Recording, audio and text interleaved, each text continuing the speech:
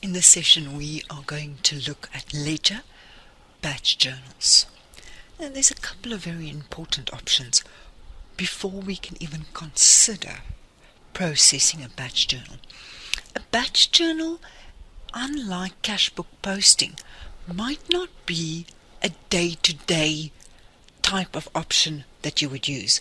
The cash book postings would be transactions directly to the bank.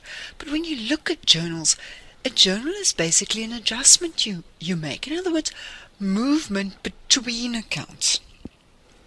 I often say to people that if you don't have a good enough accountancy background, leave the journals to the people, to the bookkeepers, to the accountants, to the auditors, who knows what they've got to do here. I'll give you a couple of examples.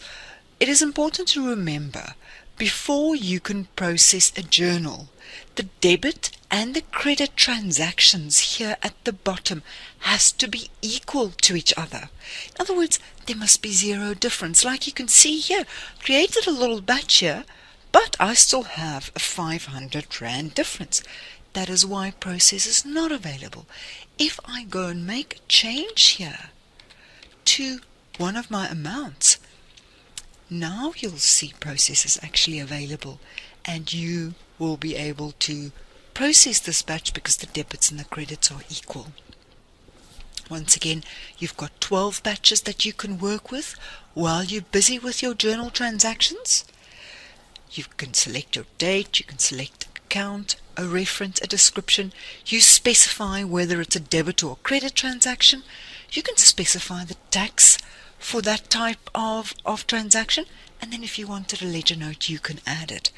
I will go through the options at the bottom as our explanation of the journals continues, so I'll go through that with you, keeping in mind that this is a batch option, which means if I close my screen now and at a later stage go back to batch journals, my information will be here.